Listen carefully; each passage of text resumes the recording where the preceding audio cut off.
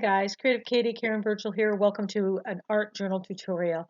I absolutely am in love with the colors of this one. So when I approached my art journal this time, I just wanted to have some fun. I just wanted to throw down some marks, some stamping. So I just grabbed whatever was handy. So I had this dragonfly stamp and I'm just stamping this with archival ink. And when I'm starting out the process and I don't have a defined idea of where I'm going to go, I'm just going to have fun and explore and see where it leads. I don't know if these marks are going to show in the final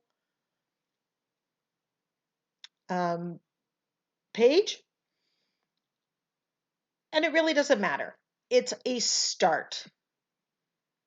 It gets you engaged in the creative process. So I'm using deep violet and bright aqua. I'm removing paint through the stencil here. I'm just having fun. I'm playing with different things. I'm doing different techniques. I'm blending the colors right on the page, and you can see how the deep violet and that bright aqua make this beautiful, beautiful purple in between. So the first stencil was Retrobirth. This one is, I'm not sure, but the link will be below. This is scroll work.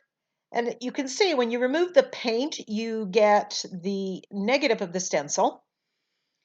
And whatever color is underneath, here it was just a coat of white gesso, that's what's going to show. So if I had navy underneath and I pulled off the paint through the stencil, then the navy would peek through.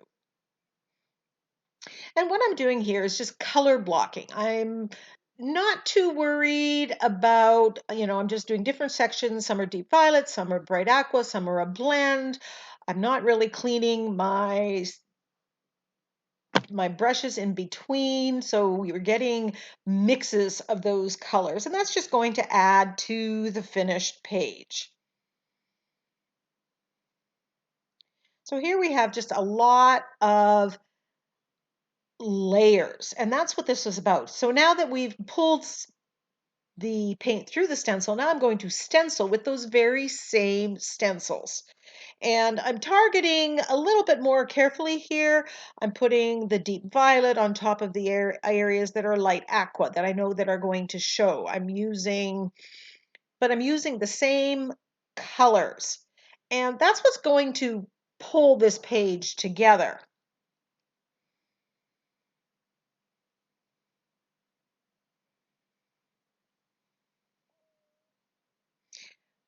I believe all the stencils that I'm using here right now are the 6-inch stencils. And you can go into the drop down box and the description box, and there are links to the Shopify store with TCW. And Ninny's Napkins also carries a lot of the 6-inch Crafters Workshop stencils. So check her out.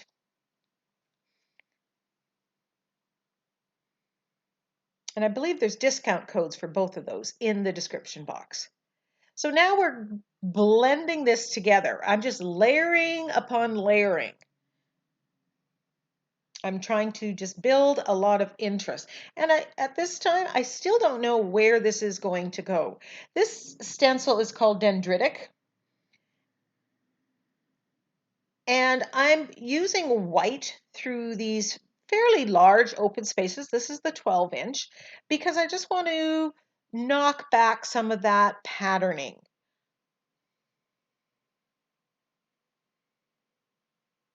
Some of the color. And I didn't do a particularly great job of stenciling. I think I had too much paint on my makeup sponge. Hands up if you've ever done that. Pat off, use less paint, layer it. You'll get better effects. But again, this is some of those beginning layers, so I'm not overly worried about it. And when you're layering, it's like, when do you know to stop? You just trust your gut instinct.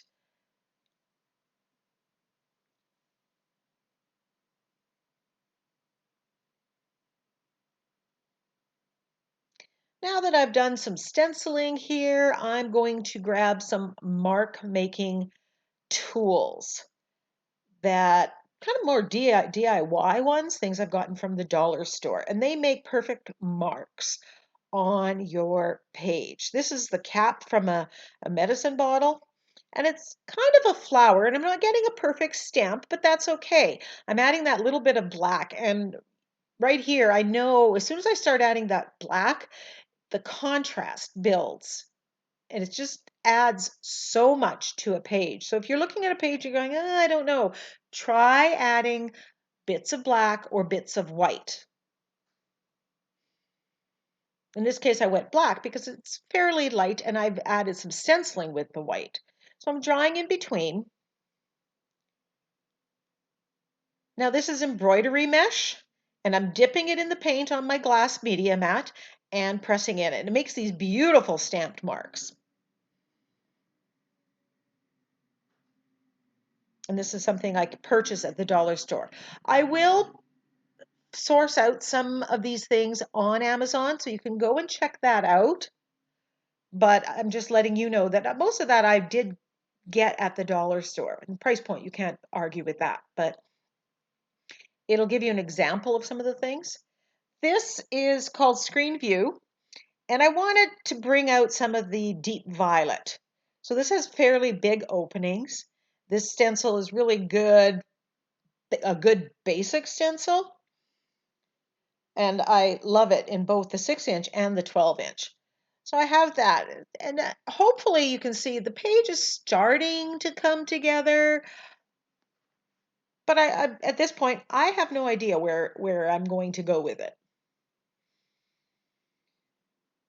And I'm turning it this way and that way. I don't even know which orientation I'm going to do it in. Loving the colors. This is a favorite stencil, Art Deco Leaves, and I don't use it here. I've kind of forced myself not to, but it shows up in a couple videos that you'll be seeing either before or after this. I've just got so much going on, and I thought, well, so I'm playing with it, turning it different ways, thinking about putting it partially on, and thinking about it. And I left this in because I want you to know that is the thought process. I don't automatically just grab the perfect stencil every time. This was a sink liner, and I cut out one of the little motifs and glued it onto the top of a medicine bottle, and I'm using it as a stamp. And it makes it has these 4 petals. Now, my goal here, I was just going to add some marks. But as I progressed, it gave me some inspiration. I thought, well, what if I turn it? I can make a more full flower.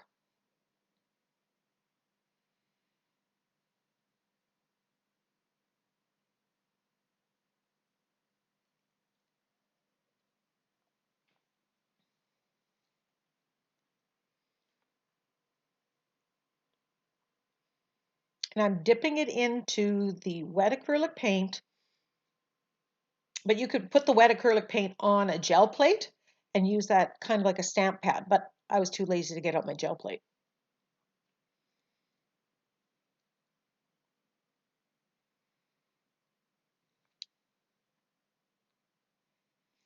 The other thing that I'm struggling here with a bit is my journal is almost full, and so it's really lopsided and awkward to create on. So I'm not getting perfect prints, but I'm not too worried about that. Now, I absolutely love what is on this page, but I have no idea where I want to go next. I'm liking these flowers. So the flowers, although they were intended to be more just marks in the background, they end up becoming the focal image.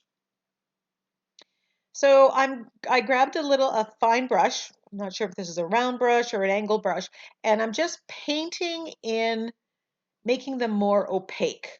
And that really pushes them forward and turns them into the focal image. Then I struggled a bit to try to figure out, well, now what do I do? Because I absolutely love what's there. And then I remembered I have these palette sign stencils from the Crafter's Workshop. This one's called Let Love Grow. And it just magically fit the areas that I had that did not have those daisies stamped in them. I'm stenciling this with black acrylic paint, using a makeup sponge, and I'm being careful now to make sure that I don't get too much paint on the makeup sponge because I don't want it to bleed through. I want these letters to be pretty pristine. Whereas before any of the stenciling for the background, I really didn't care if I got a perfect stencil.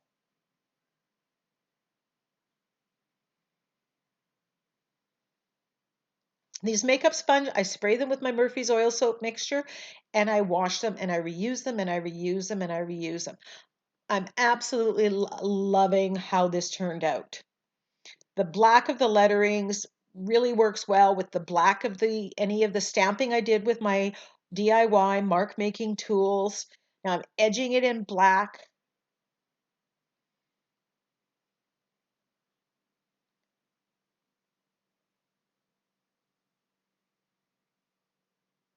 My DIY daisies. You could have just painted those daisies freehand as well. I've got a few empty spaces. So I grab my DIY stamp and I'm just stamping a few more daisies onto. Now that I know exactly the composition.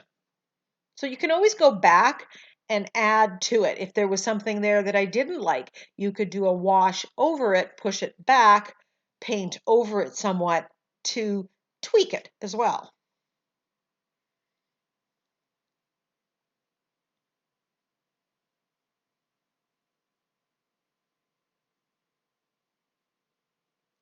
Different parts of this page, you can see all the different layers, the visual texture that I created with all the stenciling, with the mark makers.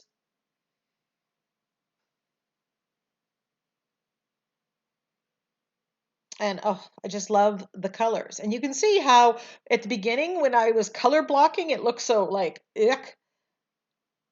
And now it all worked together. So you just have to trust the process. I was contemplating using my fine line applicator and putting some white on the letters, but I decided just to go more simple and leave it the way it was.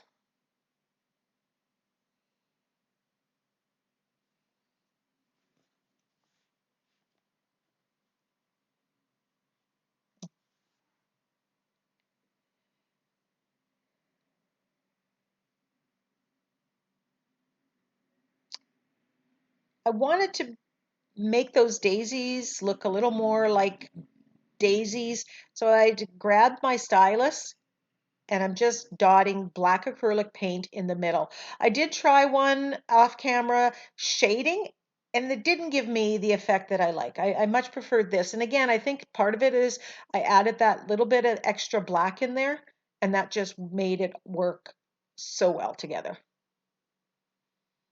If you don't have a stylus, you can use the end of a paintbrush, a small paintbrush, or even a toothpick or a wooden skewer.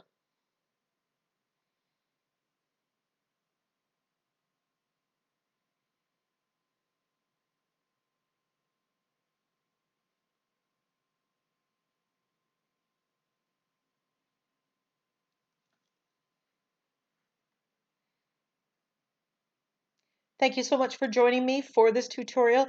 Give me a thumbs up. Leave me a comment. Is this something you try? Share this with your creative friends. Join me and become a follower on Instagram at Creative Katie.